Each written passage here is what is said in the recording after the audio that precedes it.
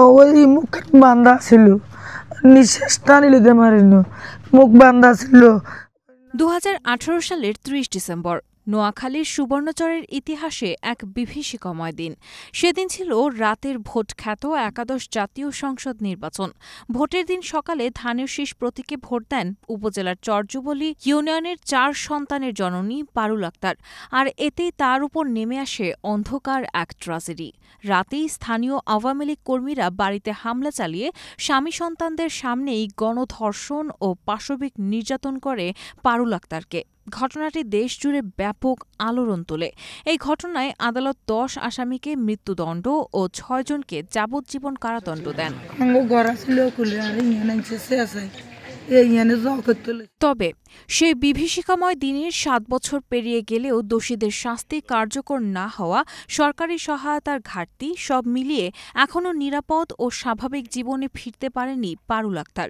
শারীরিক জটিলতা, আর্থিক সংকট ও সামাজিক অবহেলায় কষ্টে দিন কাটছে তার পরিবারের। আমার পুরাটা শরীরের মাংসর দুরা মাংস কোন দিন নাই, ভালো যে না কেন দৌড়িব, কেউ একেবারে পুরা শরীরে কেউ কামবাইছে, কেউ মারছে, কেউ চলাইছে, যেমনি যে হাতে ভাঙ্গি এন আছিল, পা ভাঙ্গি সব মাংস টুরা টুরা মাংস শরীরে রক্তাক্ত অবস্থা, আমি রক্তর মধ্যে বাসছি। স্বামী সিরাজ উদ্দিনও অসুস্থ হওয়ায় চিকিৎসার খরচ ও সংসারের দায় মেটাতে হিমশিম খাচ্ছে। বড় ছেলে আব্দুল কুদ্দুস পরিবারের খরচ, মায়ের চিকিৎসা, ছোট বোনের পড়াশোনা ও প্রতিবন্ধী ভাইয়ের দেখাশোনা একাই সামলাচ্ছেন।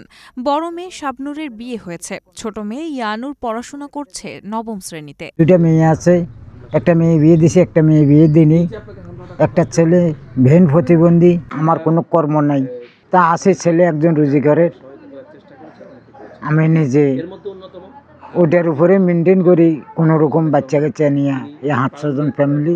বর্তমানে পারুল তার মায়ের উত্তরাধিকার সূত্রে পাওয়া জমিতে বসবাস করছেন। ঘটনার পর সরকারের পক্ষ থেকে ঘর ও 1.5 একর জমি দেওয়ার আশ্বাস দেয়া হলেও তা বাস্তবে পাননি পারুল আক্তার। ছোট ছেলে প্রতিবন্ধী হলেও পাননি প্রতিবন্ধী ভাতা। লাল কাপড় দিদি নিশান টাঙ্গাইছে, কইছে এই জমিন কেন দেয়া হইব, তো আর কইছে এই জমিন কেন আপনি ইয়ে নাইবেন। তারপর আর তহসিল অফিসে নিছে, নিয়ে এরা দলিল দেখাইছে, কইছে এই দলিল আনার নাম হয়েছে আপনার এই জমিন জ্ঞান দিব।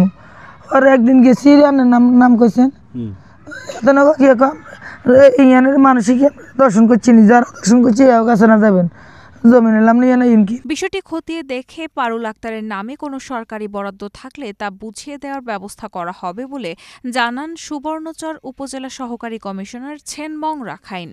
পারুলের পরিবার জানায়, ঘটনার পর থেকে বিএনপির ভারপ্রাপ্ত chairman Tarek Rahman, vice chairman Mohammad Shahjahan সহ দলের বিভিন্ন পর্যায়ের নেতারা নিয়মিত খোঁজখবর নিয়েছেন। ঈদসহ বিভিন্ন সময়ে উপহার সামগ্রী দিয়েছেন দলীয় নেতাকর্মীরা। পারুল বলেন, যদি আমার বড় ছেলেকে ভালো কোনো চাকরি দিতে পারে বা বিদেশে পাঠানোর ব্যবস্থা করে তাহলে সংসারের কিছুটা কষ্ট লাঘব হবে। তারেক জিয়া বলছে, আমি যে শুনতে হাসপাতালে ছিলাম আমার চিকিৎসা করাইব, ছেলেরা বিদেশ নিব, যদি এর ভাল লাগে নিব, আর না জোর দাবি আমি খালি ওনার ফাঁসি চাই, এটাই চাই। ওই ঘটনার স্থানীয় আওয়ামী লীগের প্রচার সম্পাদক মোহাম্মদ রুহুল আমিন সহ মোট 16 জনকে আসামি করে মামলা হয়। আদালত 10 জনকে মৃত্যুদণ্ড ও 6 জনকে যাবজ্জীবন কারাদণ্ড দিলেও এখনও কার্যকর হয়নি ফাঁসি। আক্ষেপ করে বলেন পারুল আক্তার, আমি যেমন চলতাম আর আমি এগুলোর ফাঁসি চাই, এখানে ফাঁসি দেন কার্যকর, আমি দিন মরণের আগে এগুলোর ফাঁসি দিয়ে যেতাম।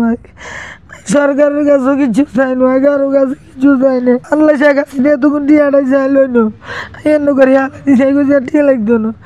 একজন মহিলা আর এরকম অত্যাচার করছে, এটার বিচার চাই। পারুলের সন্তানদের একটাই আকুতি, কোনো মাকে যেন তার সন্তানের সামনে লাঞ্ছিত হতে না হয়। তারা সমাজে আসামিদের আত্মীয় স্বজনের কটু কথা ও একঘরে করে রাখার প্রতিবাদে প্রশাসন ও রাজনৈতিক নেতাকর্মীদের প্রতি এগিয়ে আসার আবেদন জানিয়েছেন। আমার মতন অন্য কারো মারা যে কেউ না উঠে নিয়ে যেতে পারে, কেউ কোনো ফুলাইনে চানা যে কারো মাঝে ফুলানোর কাছে ছোট থাকে। সেই দিন আমার মায়ের প্রতি যে অত্যাচারটা হয়েছে তার জন্য আমি ফাঁসি চাই। সুবর্ণচরের এই ঘটনায় পারুল আক্তার ও তার পরিবার যে দীর্ঘকালের যন্ত্রণা ভোগ করছেন তা সমাজের জন্য একটি কঠিন উদাহরণ। প্রশাসন ও সমাজের প্রতিটি অংশের সক্রিয় ভূমিকা ছাড়া সম্ভব নয় এই ধরনের ঘটনা প্রতিরোধ করা।